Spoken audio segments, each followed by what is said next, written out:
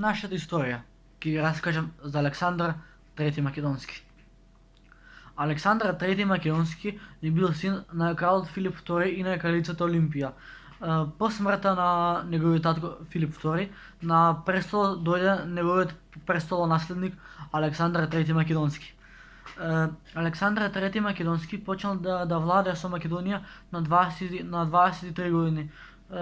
Учителот на Александар Трети Македонски е Аристотел.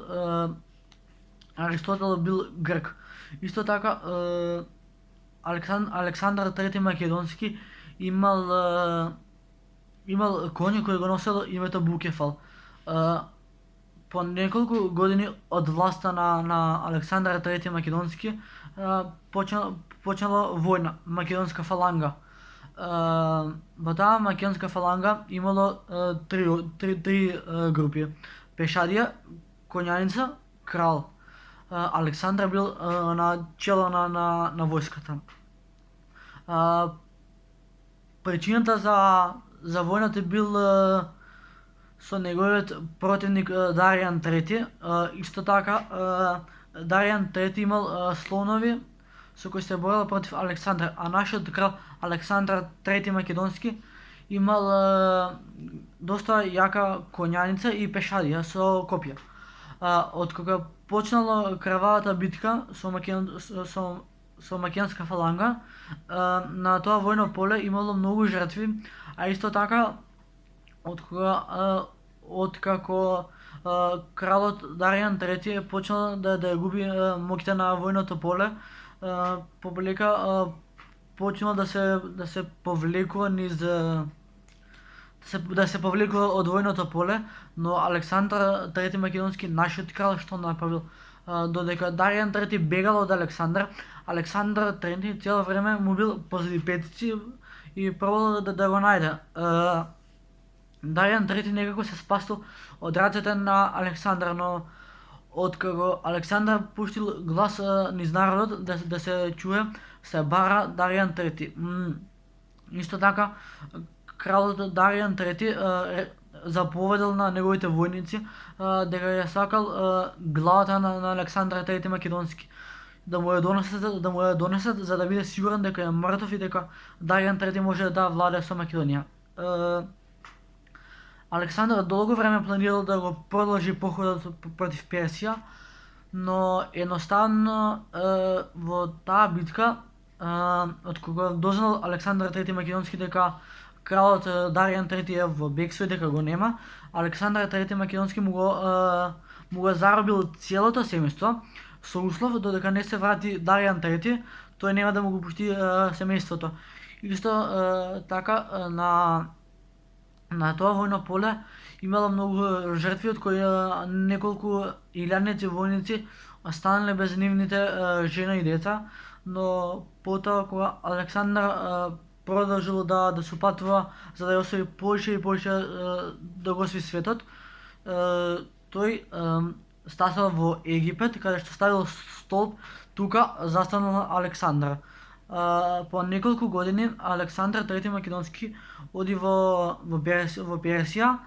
Исто така таму тој се оженил со персијанка, но сите останати војници и негови поданици кои немале како да се вратат дома, Александар ги жени со персијанки, неговите војници. Александар III Македонски бил оженет за персијанка, исто така и неговите војници.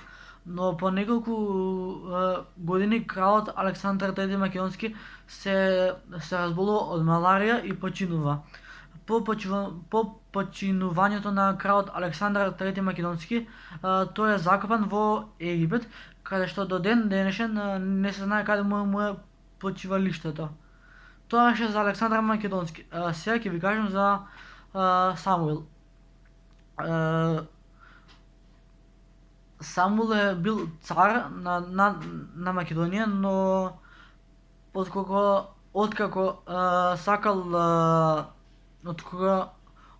почнал да пропаѓа македонската власт, на војниците на Самуил биле онесени на Беласица. Беласица е планина во Струмица. ја онде неговата прадедниците на царот Самуил ги однеле неговите војници на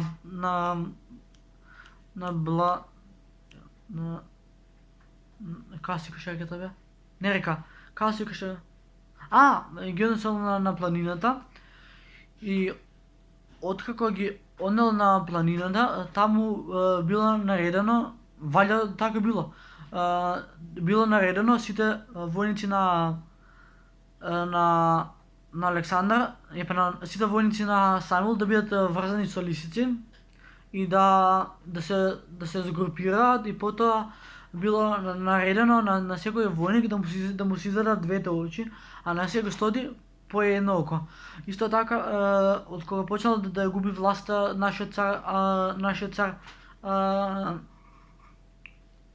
цар Самуил и од кога Самуил дознал дека неговата војска е ослепена, тој почнал да бега за да не го снајде и на него истото.